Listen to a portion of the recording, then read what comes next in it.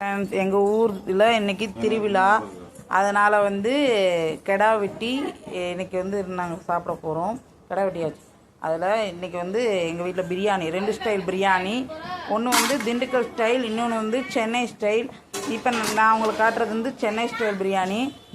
இதில் வந்து நான் பட்டை, கிராம்பு, ஏலக்காய், அன்னாச்சி பூ, பிரியாணி இலை போட்டு வெங்காயம் போட்டிருக்கேன். இன்னும் எண்ணெய் ஊற்றலை, இனிமேல் தான் எண்ணெய் ஊற்ற போகிறேன். திண்டுக்கல் ஸ்டைல் பிரியாணி உங்களுக்கு காட்டுறேன், அதுவும் எப்படி இருக்குன்னு வந்து பார்க்கலாம். இன்றைக்கி எங்கள் அக்கா பிள்ளைங்கள்கிட்ட கொடுத்து ரெண்டுலேயும் எது நல்லாயிருக்குன்னு சொல்லி டேஸ்ட்டு பார்க்க போகிறோம். இப்போ தான் அடுப்பு பற்ற வைக்க போகிறேன். அடுப்பு பற்ற வச்சாச்சு. இதை செய்கிறது வந்து என் வீட்டுக்காரரு. சென்னை ஸ்டைல் பிரியாணி செய்கிறது, திண்டுக்கல் ஸ்டைல் பிரியாணி செய்கிறது வந்து எங்கள் அக்கா. இங்கே பாருங்கள், இந்த கிளாஸில் வந்து எங்கள் மாமா எண்ணெய் அளந்து ஊற்றுறாங்க.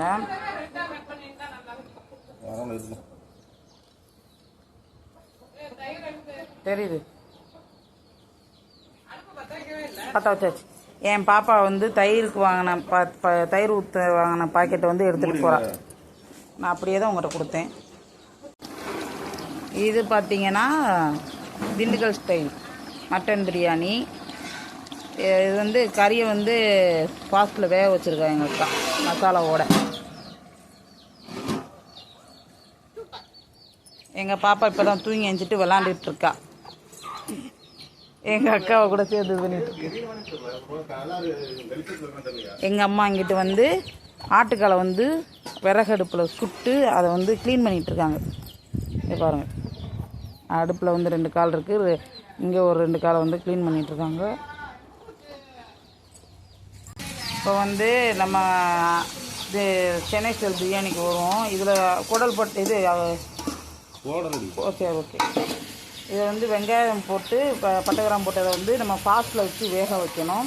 இது நல்லா வந்து ப்ரௌன் கலரில் வரணும், அப்போ தான் வந்து பிரியாணி வந்து சீக்கிரம் கெடாது. இப்போ பாருங்கள், இங்கே வா. இப்போ இதில் வந்து நம்ம மிளகாப்பொடி போட போகிறோம். நம்ம என்ன மிளகாப்பொடி போட போகிறோம் பார்த்தீங்கன்னா, நார்மல்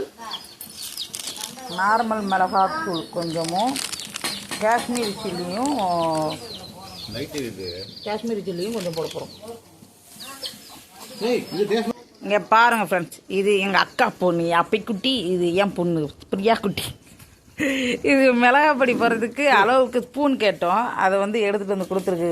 2 அக்கா தங்கச்சி 2 பேர் சேர்ந்து மிளகாப்பொடி போட போகிறோம்.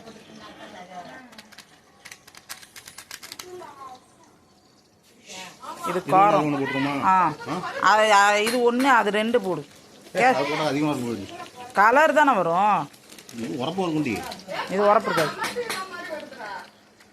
இல்லை, அது 1.5 போடு. ஓகே, போடு. நல்லா 1/4 ஸ்பூன் போடு. Kashmiri 1.25 spoon, 1.5 spoon, 1.25 spoon. இது வந்து chilli powder, normal chilli powder வந்து 1 ஸ்பூன் போட்டுருக்கோம். மிக்ஸ் பண்ணிவிட்டு மல்லி புதினா போட போகிறோம். பச்சை மிளகாய் ஏற்கனவே போட்டாச்சு. மல்லி புதினா, இது வந்து மல்லி புதினா வந்து ஒரு அரை கட்டு.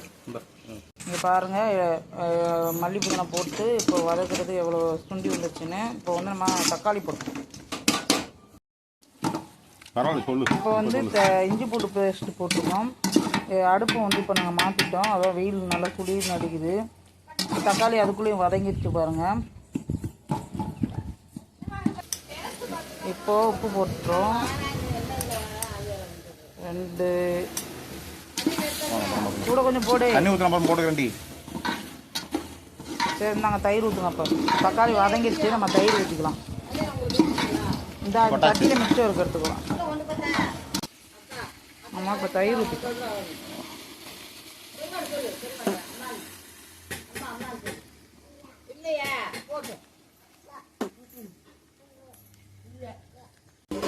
இது வந்து ஒரு 200 ml தயிர் ஊற்றிக்கிறோம்.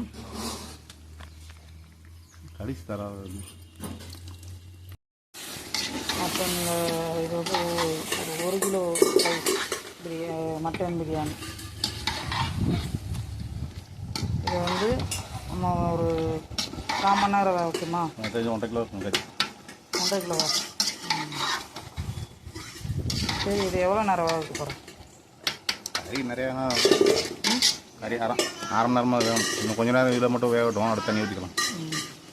இதை வந்து அப்படியே வேக விட்டு தண்ணி ஊற்றி வேக வைக்க போகிறாங்களா ஒரு 1/2 மணி நேரம். அதாவது நான் மட்டன் பிரியாணிக்கு வந்து மட்டனை தனியாக வேக வச்சு அப்புறம் சேர்த்தா சீக்கிரம் முடிஞ்சிடும். ஆனால் நாங்கள் வந்து கொஞ்சம் இளம் ஆடுன்னு சொன்னாங்க, அதனால் வந்து இப்படியே வேக வைக்கலான்னு சொல்லி ரெடி பண்ணிட்டோம். மூடிட்டோம். மட்டன் போட்டு அதை 1/4 மணி நேரம் கழித்து நாங்கள் வந்து ஒரு 2.5 லிட்டர் தண்ணி ஊற்றுறோம். 3 லிட்டர் தண்ணி. அப்புறம் அதுக்கு நல்லா கறியோட வேக விட்டு இப்போ வந்து ஒரு 1/2 மணி நேரம் கழித்து பொரிச்சதுக்கப்புறம் வந்து அரிசி போட்டிருக்கோம். இது ஒரு கிலோ ரைஸு. இது வீட்டில் உள்ள ரைஸ் தான். இப்போ இதை வந்து வேக விட போகிறோம். ஃபாஸ்ட்டில் வச்சு கொதிக்க விட்டுட்டு சிம்மில் வைக்க போகிறோம். அங்கே திண்டுக்கல் ஸ்டைல் பிரியாணி வந்து ரெடி ஆயிடுச்சு. ஆமாம், எங்கள் தம்பி வந்து அதை சாப்பிட வந்து ஆர்வமாக இருக்கார்.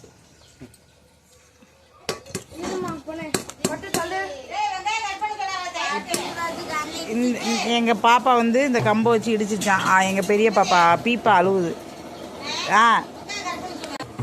இந்த மேடம் வந்து எங்கள் ஸ்டைல் பிரியாணி, சென்னை ஸ்டைல் பிரியாணி சாப்பிட வெயிட்டிங். அவன் வந்து திண்டுக்கல் ஸ்டைல் பிரியாணி சாப்பிட வெயிட்டிங். ஏயா